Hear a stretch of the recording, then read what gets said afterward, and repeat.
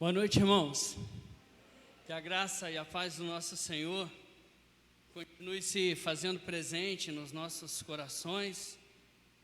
E quero dizer que é muito bom e ver daqui de cima a nossa igreja de novo com os nossos irmãos, com a nossa família presente. É muita alegria. Há irmãos aqui que eu não via desde março desse ano. E hoje a gente tem a alegria de nos ver, de estarmos em comunhão novamente. Nós, domingo anterior, estudamos ou ouvimos um sermão baseado no capítulo 1 de Colossenses, onde o pastor nos ensinou acerca da supremacia de Cristo. E hoje, no capítulo 2 de Colossenses, continuando a nossa sequência, vamos ver ou aprender um pouquinho com Paulo também sobre a suficiência de Cristo. A suficiência de Cristo na nossa salvação. E é interessante que nós temos a boa nova do Evangelho a ser pregada. Mas só há boa nova porque antes existia uma péssima notícia. E a péssima notícia é que nós todos estávamos condenados e merecíamos a ira de Deus por sermos pecadores e não conseguimos cumprir aquilo que Deus considera como bom. E a suficiência de Cristo então veio para nos trazer algumas recompensas maravilhosas, não pelo nosso mérito, mas pelo mérito do próprio Jesus. E para a gente falar um pouquinho de suficiência, é bom a gente atentar que suficiência é qualidade daquele que é suficiente. Mas o que é suficiente? É aquele que satisfaz, ou aquele que é capaz ou hábil para completar algo. E quando eu tenho algo que eu digo ser suficiente, significa que eu não preciso de mais nada. E aí quando a gente vai para o contexto do texto que a gente exporá nessa noite, a gente percebe que já cerca de 30 anos após a morte do Senhor Jesus, o Evangelho se expande entre os gentios, entre aqueles que não eram judeus, novas nações estavam sendo alcançadas, mas num pouco e curto espaço de tempo, falsos profetas já estavam infiltrando no meio da igreja. A gente vê isso no livro de Gálatas, que nós estudamos hoje. Nós vemos isso na segunda, na terceira carta de João. Nós vemos isso na carta de Judas, no Novo Testamento. Todo o Novo Testamento, Paulo sempre destina alguma parte do seu escrito para alertar as pessoas acerca dos falsos profetas. Então, isso era necessário, porque havia um grupo dentro da igreja de Colossos que estava trazendo de uma forma sutil, quase que imperceptível, uma mistura de pensamentos que visava anular a obra redentora de Jesus Cristo. É impressionante como que isso também ocorre com a gente nos dias de hoje. E nós precisamos nos voltar à palavra, nos voltar ao Evangelho, para seguirmos no caminho da verdade. Então, o tema da mensagem de hoje, trabalharemos sobre a suficiência de Cristo. E aí, no verso 14 do capítulo 2, traz um versículo que me encanta muito. Diz assim: tendo Jesus, tendo ele cancelado o escrito de dívida, Deus cancela o escrito de dívida que era contra nós e que constava de ordenança, o qual nos era prejudicial, removeu-o inteiramente, encravando Cristo numa cruz. Meus irmãos, sabendo que Cristo é suficiente, Paulo vai anotar no capítulo 2, que Cristo é o mistério de Deus. O verso 2 diz assim: e eles tenham toda a riqueza da fonte da convicção, do entendimento, para compreenderem plenamente o mistério de Deus, que é Cristo. Em segundo lugar, Paulo vem nos ensinar que Cristo é suficiente porque Ele é a vida, pois somente Ele pode nos dar a vida. E a vós outros que estáveis mortos pelas vossas transgressões e pela incircuncisão da vossa carne, vos deu vida juntamente com Ele mesmo. Em terceiro lugar, a suficiência de Cristo nos prova e nos mostra que Ele é a nossa liberdade. Ele é quem nos liberta, só há um libertador. Ninguém, pois, vos julgue por causa de comida e bebida, ou dia de festa, ou lua nova, ou sábado. Não é necessário julgamento, porque Cristo nos libertou. Então eu convido você então a acompanhar a leitura. Eu lerei por hora os 7 primeiros versículos, que diz assim: gostaria, pois, que soubesses quão grande luta venho mantendo por vós, pelos laodicenses e por quantos não me viram face a face, para que o coração deles seja confortado e vinculado juntamente em amor, e eles tenham toda a riqueza da forte convicção do entendimento, para compreenderem plenamente o mistério de Deus, Cristo, em quem todos os tesouros de sabedoria e do conhecimento estão ocultos. Assim digo, para que ninguém vos engane com raciocínios falazes. Pois, embora ausente quanto ao corpo, contudo, em espírito estou convosco, alegrando-me e verificando a vossa boa ordem e a firmeza da vossa fé em Cristo. Ora, como recebestes Cristo Jesus, o Senhor, assim andai nele, radicados e edificados e confirmados na fé, tal como fostes instruídos, crescendo em ações de graça. Queridos irmãos, no primeiro verso, que diz: gostaria, pois, que vocês soubessem quão grande luta eu venho mantendo por vocês, e também pelos da igreja de Laodiceia, e por todos aqueles que não me viram face a face. Paulo não estava presente ali naquele lugar, naquela igreja. A igreja provavelmente foi fundada por Epáfras, sob a influência do próprio Paulo. Mas ainda assim, mesmo ele não conhecendo aqueles irmãos, ele se preocupava com a saúde espiritual daqueles, tanto de Colossos quanto de Laodiceia, e por que não também Hierápolis, que era uma cidade 3 cidades muito próximas. E no verso 2 ele traz algo que é muito brilhante. Tenha atenção no texto agora, ele diz assim: a minha preocupação, ou a minha luta, ou o meu desejo é para que o coração de vocês seja confortado e vinculado juntamente em amor. Paulo prezava para que aqueles irmãos tivessem algum tipo de conforto no seu coração, talvez porque estavam sendo fuzilados por falsos mestres. E ele diz assim, e que eles, e que a igreja tenha toda a riqueza da forte certeza do entendimento, para compreenderem plenamente o mistério de Deus, que é Cristo, em quem todos os tesouros da sabedoria e do conhecimento estão ocultos. Meus irmãos, o desejo de Paulo é que o coração daqueles irmãos tivessem conforto, e esse conforto viria exatamente da convicção, ou de entenderem de forma plena e completa que seria o mistério de Deus, e onde todos os tesouros e a sabedoria e o conhecimento estavam ocultos.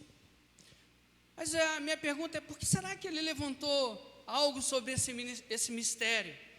Exatamente porque os falsos mestres que pregavam naquele lugar tinham uma mistura de doutrinas, algo muito diferente até então, uma mistura de filosofia grega, onde eles apontavam que havia algumas informações secretas e misteriosas, talvez para aguçar o povo.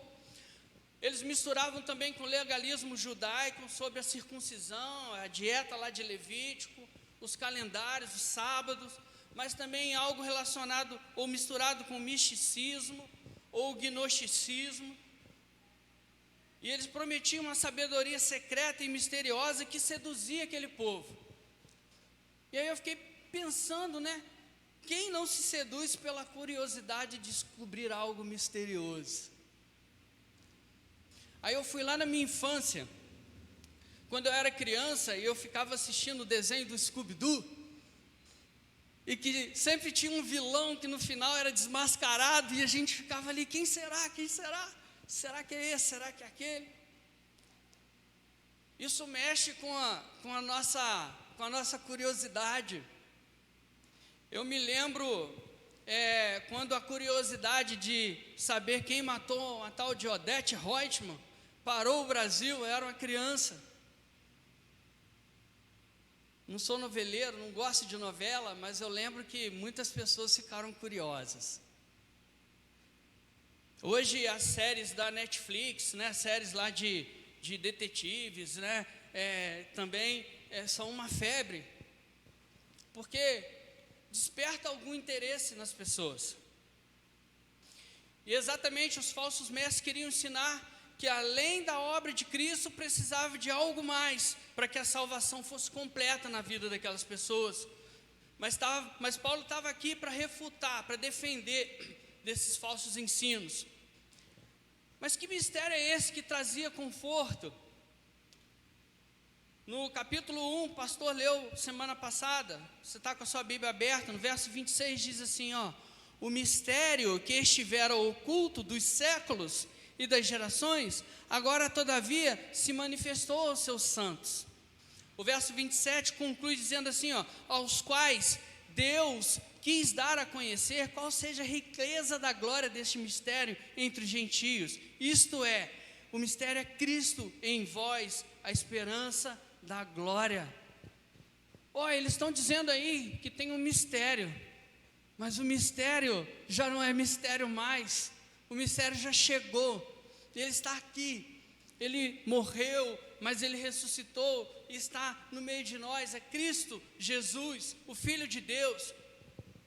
Ele vai explicar adiante o porquê, e aí no verso 4, ele fala assim, eu digo isso para que ninguém vos engane com raciocínio falazes. Raciocínios falazes, os falsos mestres tinham argumentos requintados, sedutores, capazes de impressionar as pessoas. Eu te pergunto, você percebe isso em algumas igrejas, em alguns movimentos nos dias de hoje? Promessas para o aqui, para o agora, que a sua vida pode ser um mar de maravilhas aqui, sem aflições, e esquecem do projeto final do Senhor, que é a Canaã celestial. No verso 5 diz assim, pois embora estou ausente quanto ao corpo, contudo em espírito eu estou convosco, eu alegrando-me e verificando a vossa boa ordem e a firmeza da vossa fé em Cristo. Prezados irmãos, os falsos mestres estão aí, presencialmente, e Paulo estava dizendo, eu não estou, mas eles estão. Mas eu estou aqui zelando pela firmeza da vossa fé em Jesus Cristo. Eu gostaria que vocês lessem para mim, por favor, o verso 6 e o verso 7. Vamos lá. Ora,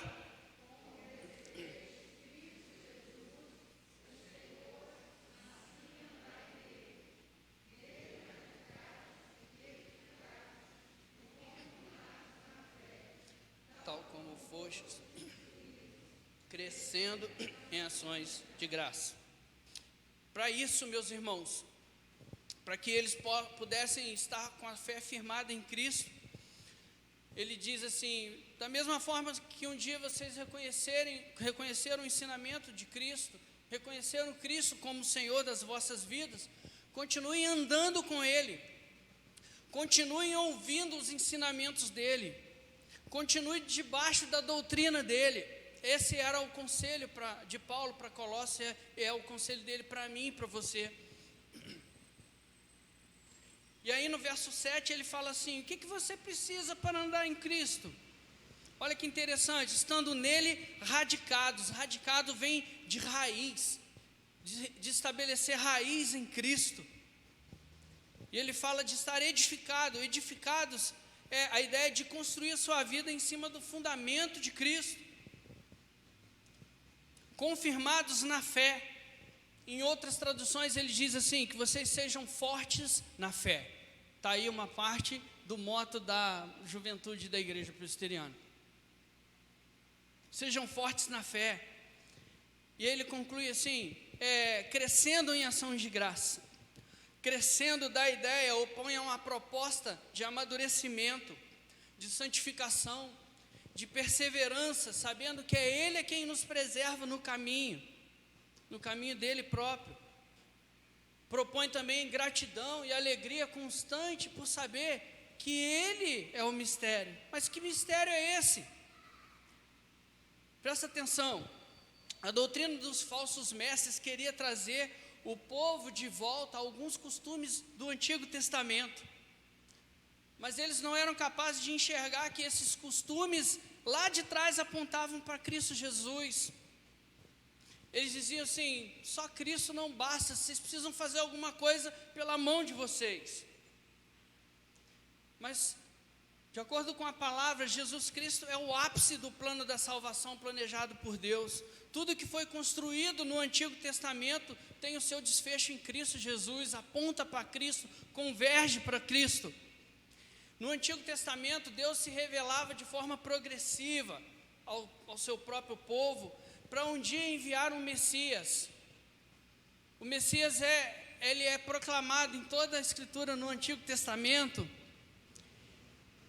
E o mistério que nos trouxe a salvação é exatamente o Messias, o suficiente Jesus, a concretização do plano divino para nos salvar. Jesus Cristo é suficiente porque Ele é o mistério de Deus. Aquele Messias a quem lá no Antigo Testamento as pessoas ainda não conheciam, vieram a conhecer a partir do Deus encarnado. Esse é o mistério. É Ele que traz conforto para o meu e para o seu coração.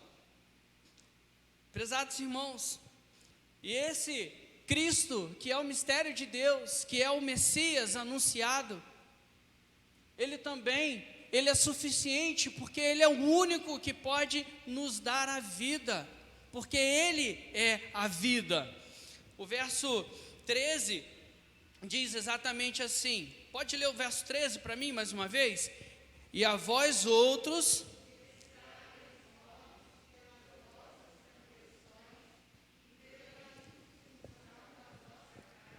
vos deu vida juntamente com Ele, perdoando todos os nossos delitos. Ele nos deu vida, perdoando todos os nossos delitos. No verso 8, ele faz um alerta para a gente. Mantenha sua Bíblia aberta e acompanhe comigo o texto que diz assim: tenham cuidado, ou cuidado, que ninguém vos venha enredar com sua filosofia e vãs sutilezas, conforme a tradição dos homens, conforme os rudimentos do mundo, e não segundo Cristo. A ideia aqui é de alerta, tome cuidado, não há vida fora de Cristo. Não se deixe enganar, não se deixe enredar. Enredar significa se entrelaçar nas redes de caça, aquelas redes que pegam passarinhos, aquelas redes que pegam peixes. Não se deixe entrelaçar por elas. E aí ele coloca aqui nesse versículo 4 pontos a quem a gente precisa tomar cuidado. Em primeiro lugar, com a sua filosofia. Aquele povo grego trazia algumas filosofias, algumas especulações filosóficas, algumas argumentações intelectuais, anticristãs, que estavam tomando conta daqueles irmãos. Algo muito bonito, mas é que não convergia com a mensagem do Senhor Jesus. Segundo lugar, cuidado com as vãs sutilezas, argumentos sutis, aparentemente lógicos, convincentes, mas que em uma análise mais detalhada não apontam para Cristo. É uma intelectualidade que traz morte ao invés de trazer vida. As faculdades estão repletas de ensinos, de conceitos desse tipo. Os nossos jovens precisam tomar cuidado, estar atentos, se voltar para a palavra, é o que mais tem. Em terceiro lugar, ele fala, conforme a tradição dos homens, cuidado com a tradição dos homens, cuidado com o legalismo judaico, cuidado com a tradição que os judeus estavam colocando, com acréscimos humanos. Lá atrás tinha, guarde o sábado, os judeus inventaram mais 1000 regras de como se deve guardar o sábado. Se você der tantos passos, um a mais, desrespeitou. Se você fizer isso, mil novas regras. Cuidado. E por último, a outra questão que ele alerta para que se tome cuidado, conforme os rudimentos do mundo. Há algumas interpretações, mas o que eu achei mais próximo, mais convincente, seriam que os rudimentos do mundo seriam anjos e seres espirituais que, entre aspas, dominam o universo de acordo com os falsos pensamentos gnósticos. Forças mais poderosas, talvez, que Jesus Cristo, ou tão quanto. E ele fala, cuidado com isso, não se deixe enredar por essas coisas. Eles ensinavam que Cristo não era suficiente, que além de Cristo precisava de mais desses 4 pontos que nós vimos aqui agora. E é muito interessante, irmãos, ver como Paulo desmascarava os falsos pastores, porque ele se preocupava com as ovelhas verdadeiras. Ele tirava a máscara, assim como os personagens do desenho do Scooby-Doo tiravam as máscaras dos vilões, sem dó nem piedade, porque ele se preocupava com as ovelhas do Senhor que estavam naquele aprisco. Falsos pastores, os pastores do copo d'água, os pastores do coach espiritual, aqueles libertinos do nada a ver, ou aqueles legalistas da lei, sobretudo, sem amor ao próximo, sem amor a Jesus e etc. Há uma intenção maliciosa de enganar o povo de Deus que não se encontra bem nutrido na palavra. Por isso nós precisamos estar bem nutridos na palavra do Senhor Jesus, para que a gente não se deixe enredar por esses tipos de enganações.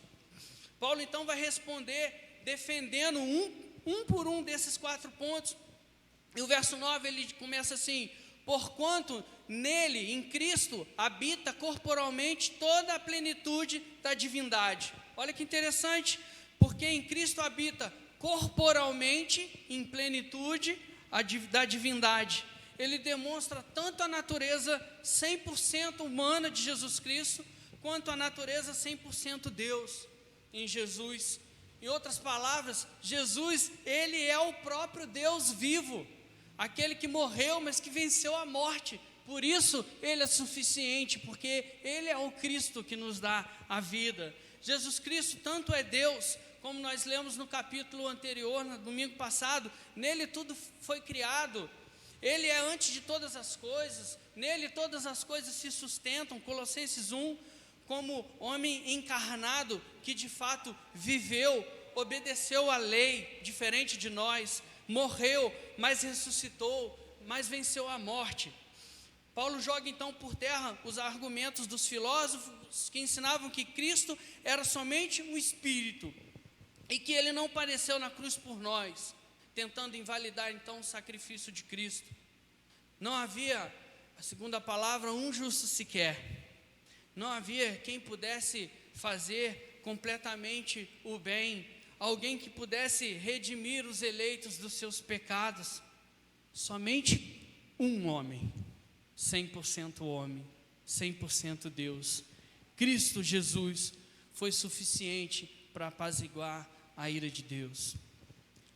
No verso 10, também nele estáis aperfeiçoados. Ele é o cabeça de todo o principado e potestade. A ideia de aperfeiçoado, que os falsos mestres ensinavam lá que a gnose, que era o conhecimento esotérico, místico, a ciência, a mistura de religiões, é que poderia evoluir o ser humano à perfeição. Mas Paulo ensina que em Cristo nós já fomos aperfeiçoados. Em Cristo nós fomos justificados. Nós já temos vida, nós não precisamos de mais nada, porque Ele é suficiente. Ele é o cabeça de todos os principados e potestades, seres espirituais. E aí Paulo pergunta, por que eu vou temer seres celestes, seres espirituais, se eles são criatura, se Cristo, o Criador, está acima de tudo? Somente Cristo é suficiente. Paulo agora então vai combater os legalistas que ensinavam que para termos vida era preciso ficar debaixo de uma série de regras, de normas, além de Cristo. Verso 11: nele também fostes circuncidados, não por intermédio de mãos, mas do despojamento do corpo, da carne, que é a circuncisão de Cristo. Irmãos, a circuncisão era um símbolo da velha aliança, era uma ação na carne. Mas Paulo vem chamar a atenção que a nova aliança é agora uma mudança no coração. A conversão a Cristo é a nova aliança, é o selo da nova aliança. Uma vida de santidade é que vale, porque nós com Ele nos tornamos uma nova criatura. Pois é essa mudança que nos traz a vida por meio de Jesus Cristo. E ele fala: vocês gentios não precisam se circuncidar mais. Verso 12: tendo sido sepultados juntamente com ele no batismo, no qual igualmente fostes ressuscitados mediante a fé no poder de Deus, que o ressuscitou dentre os mortos. Tendo sido sepultados juntamente com ele no batismo. O sinal visível da nossa aliança é quando nós professamos a nossa fé e batizamos para dizer para a igreja: aquilo que Deus já fez no meu coração, hoje eu estou tornando público. E quando ele diz juntamente, a ideia é igualmente, como Cristo ressuscitou dentre os mortos, ele venceu a morte, nós também haveremos de vencer, porque nós já temos a vida em Cristo.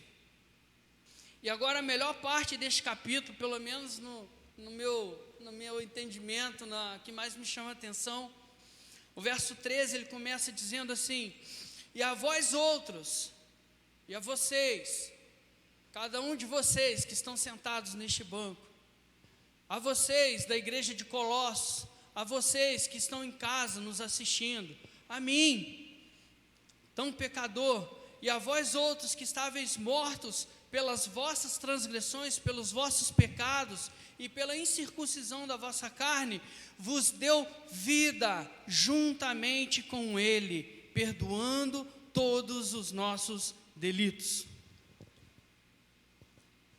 Ele estava dizendo: Colossos, enquanto vocês eram gentios sem Cristo, vocês estavam mortos.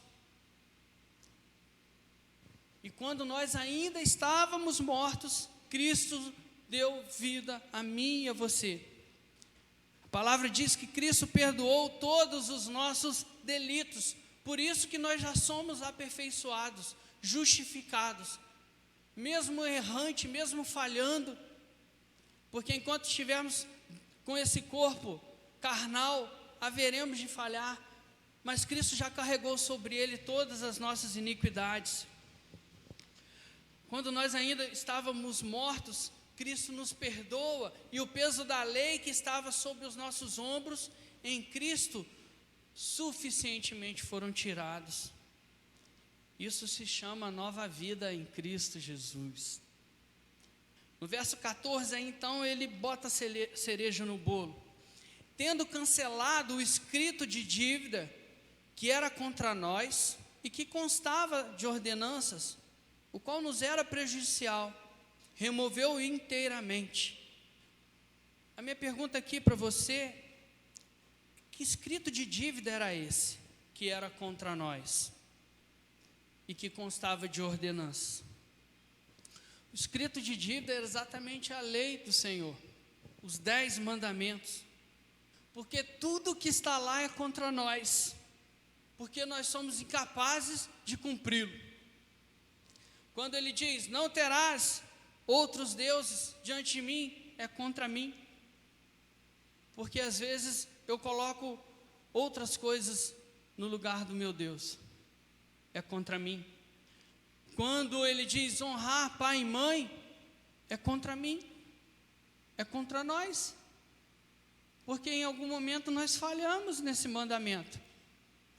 Quando ele diz não cobiçar a mulher do próximo, é contra mim, é contra nós. Quando ele diz não dirás falso testemunho de outras pessoas, é contra mim, é contra você.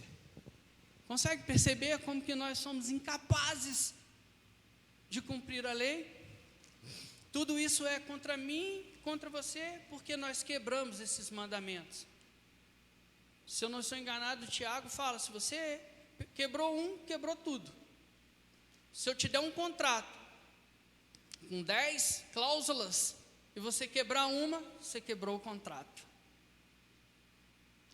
A lei é o escrito de dívida, uma lista de transgressões que nós cometemos impagáveis diante do caráter de Deus, ofendendo o caráter de Deus. É a razão pela qual nós éramos sem Cristo, merecedores da ira de Deus, condenados à morte eterna. Essa era a péssima notícia antes do Evangelho. A lei, os 10 mandamentos foi mandado por Deus lá no Antigo Testamento para colocar todos nós em débito com Ele, para que nós nos tornássemos completamente dependentes da obra salvífica e redentora de Jesus Cristo, o ápice do plano da salvação. Não é, não foi e nunca será pelos nossos méritos, meus irmãos.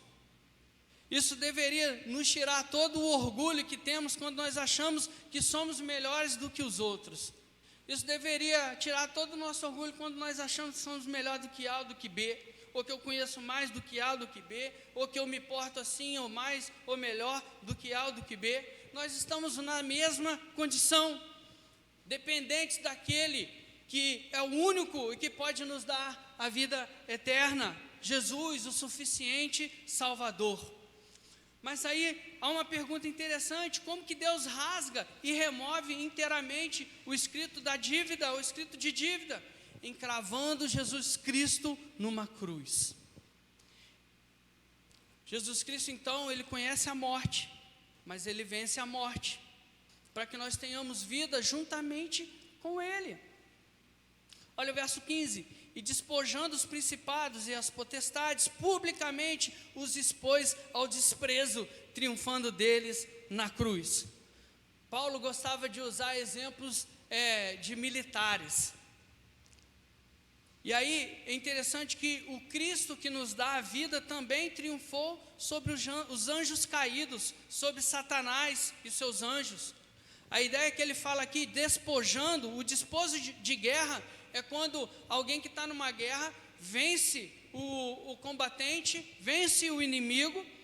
É como se ele pisasse na cabeça ou no pescoço dele com uma espada apontada e tirasse todos os pertences daquele soldado, desarmasse ele por completo, tirasse todas as suas armas, todas as suas riquezas. Esse era o despojo. Quando ele leva os seus bens, quando ele leva as suas armaduras, e aí o vencedor volta para casa, volta para sua nação após a guerra, tendo vencido a guerra, empurrando ou enjaulando todos os inimigos que são humilhados pelo povo da nação vencedora. Essa é a ideia.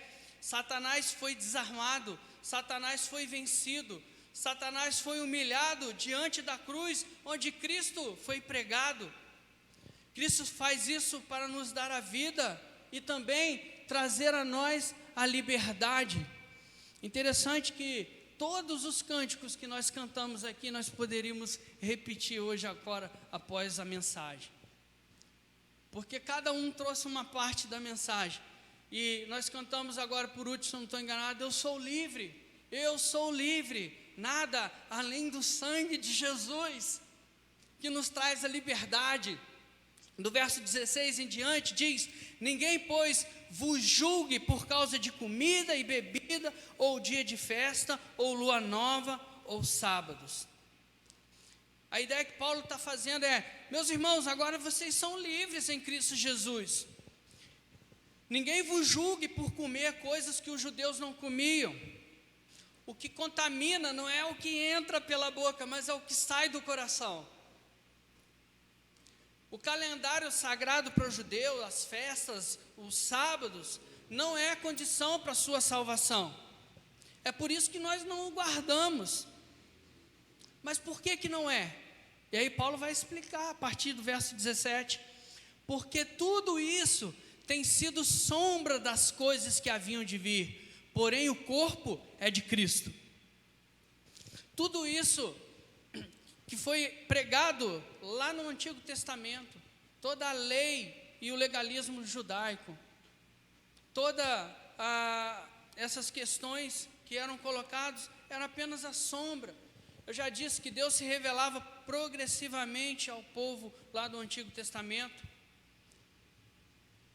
Quando ele constrói o templo, ele fala assim: o templo é para vocês saberem que eu habito ali.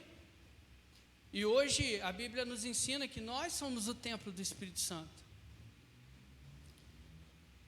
Quando o cordeiro era levado para o local chamado Santo dos Santos, em que era levado ali uma oferta para que Deus pudesse perdoar o pecado de todo o povo, era queimado um incenso para que as pessoas vissem aquela fumaça subindo e ter a certeza que estava chegando até a Deus. O sumo sacerdote representava alguém que mediava entre o povo e Deus, exatamente para mostrar, como diz Hebreus, que o sumo sacerdote, o único, o último, o perfeito, o suficiente, era Jesus Cristo. As pessoas queimavam os cordeiros porque o salário do pecado é a morte, alguém precisava pagar pelo meu erro, para que Jesus Cristo um dia viesse como sendo o último cordeiro, o cordeiro sem mancha, imaculado, perfeito, que venceu todo o sacrifício, que se fez maldição naquela cruz, no meu e no seu lugar, para que nós pudéssemos ser livres. Tudo isso era uma sombra.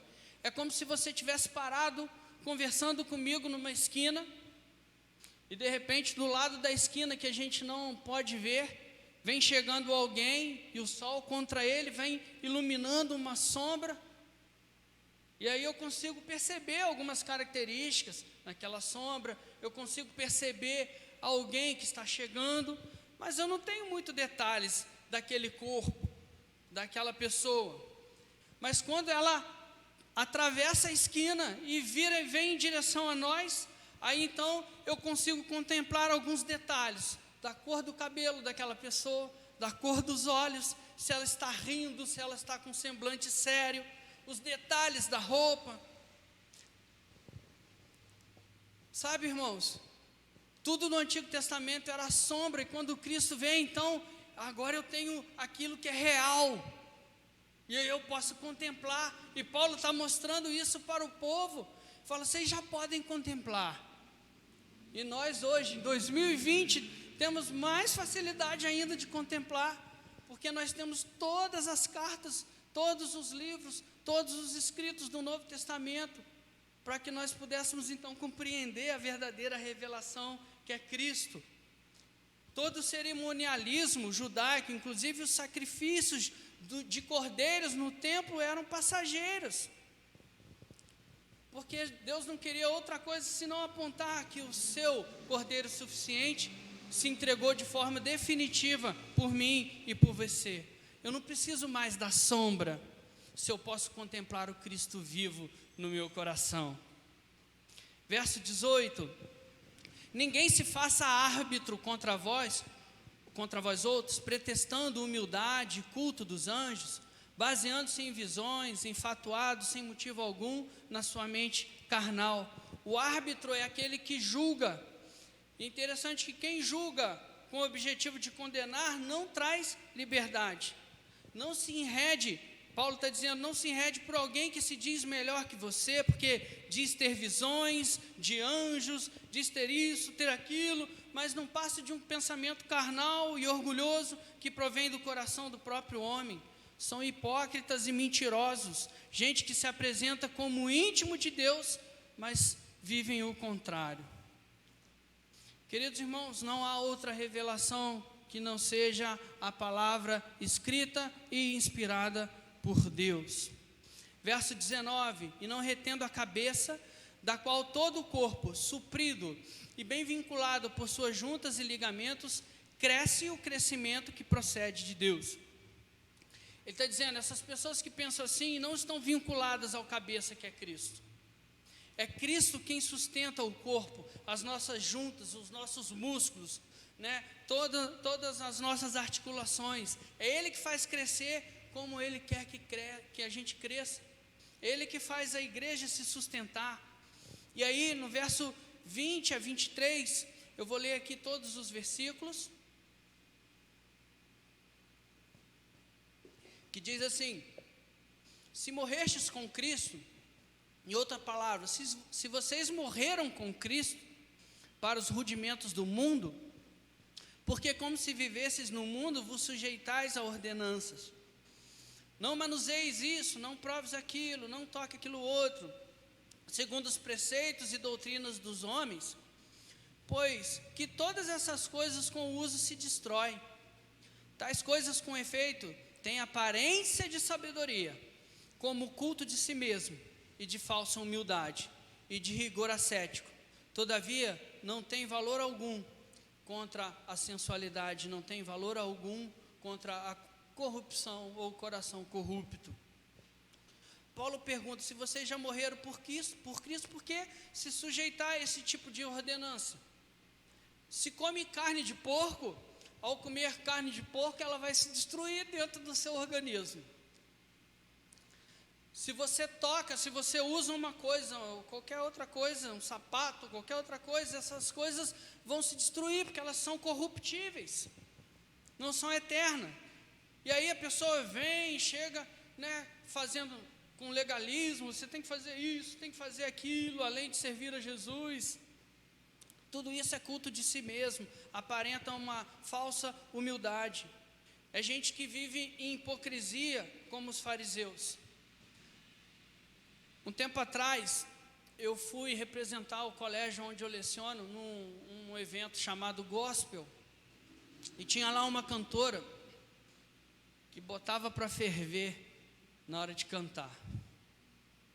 E ela perguntava assim: cadê aquele povo que é espiritual? E ela achava que ser espiritual era ser histérico, ou pular, ou sei lá, fazer alguma coisa, entrar em algum tipo de transe, como se as pessoas que estivessem quietinhas lá, observando aquilo tudo, não fossem. Pouco tempo atrás, se descobre que aquela cantora venha matar o seu marido. É julgada ou está sendo acusada de matar o seu próprio marido. Cada hora que você vê uma notícia, uma nova descoberta. Nada disso tem valor algum para Deus, somente serve para a própria satisfação da carne, o que ele chama de sensualidade aqui. Meus irmãos, nós não vencemos os desejos da nossa carne com regras e legalismos, mas nós vencemos os desejos da nossa carne morrendo com Cristo para as coisas do mundo, vivendo em santidade por amor de Jesus, o suficiente libertador. Somente a intimidade e a comunhão com Cristo pode nos libertar das práticas do pecado.